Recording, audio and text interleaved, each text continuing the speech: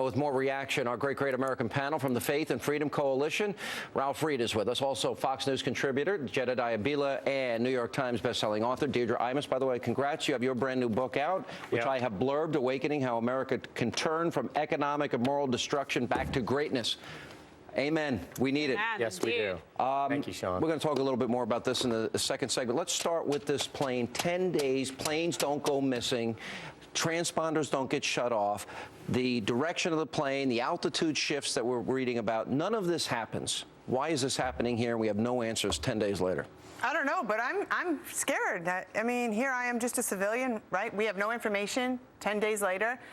I don't believe it all, though. I don't believe our government really doesn't know anything. I'm not buying that either. And I do think maybe... I'm not conspiratorial. I think they know more than they're telling us. Of course, they always know more. So, they always do. And why hasn't Obama even made a statement, or why isn't he? So that is, to me, suspicious. He's busy putting his brackets together. Cut the guy some slack. And meanwhile, he makes a comment about, you know, he's defending himself because everybody's making fun of him wearing mom jeans. You know, well, he was wearing mom jeans. I mean, let's be honest. Right. Would you put Don in those? Never. Never. Never. If that cowboy was wearing those jeans, forget it. He loses his man card. Period. All right. Yeah. Well, I mean, they have to be careful because you have families that are watching this and had loved ones on that flight and are very concerned. So they can't just come out and say, well, it might be this. They have to be sure before they make a statement. They have to be because sure. Because you have people waiting on their every word, trying to see, is there hope that these people are still alive, trying to get answers and get closure. So I feel like if they're going to come out with something that's going to come from the government and be official, people view that as official, then they have to have some certainty behind it. What about General McInerney suggesting that maybe this plane could have landed in a place like Pakistan? Is that possible? I think at this point you can't rule anything in or out. But what's really frightening, Sean, is to think about the fact that we're now 13 years after September 11th, 12 and a half, 13 years, and you've got people with stolen passports boarding international flights. I agree with you. And we're now told by our security agencies that more than 2/3 of the countries on this planet are at risk of that kind of conduct.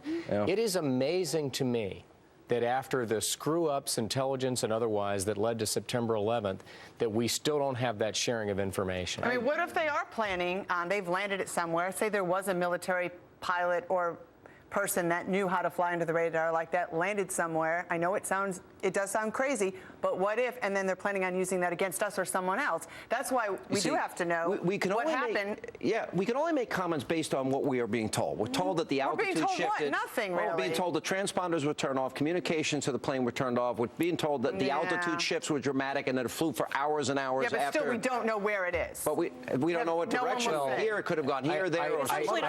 I think at this point it looks a heck of a lot more like a hijacking or an inside job or a pilot committing suicide and taking people down than a mechanical error. Meaning what? Meaning that I think the pilot flew it into the ground, flew it into the sea, into the Indian Ocean. That's what I think as well, based on what we have right now. I think that's a potential issue. I think another potential issue, Sean, and as somebody who flies internationally myself, I would love to tell you that these cockpits are truly secure. They're not. But on an international flight, if a pilot comes out to use the restroom... let these two girls from Australia in the cockpit in 2011. And all they do on those international flights is the flight attendant puts a cart.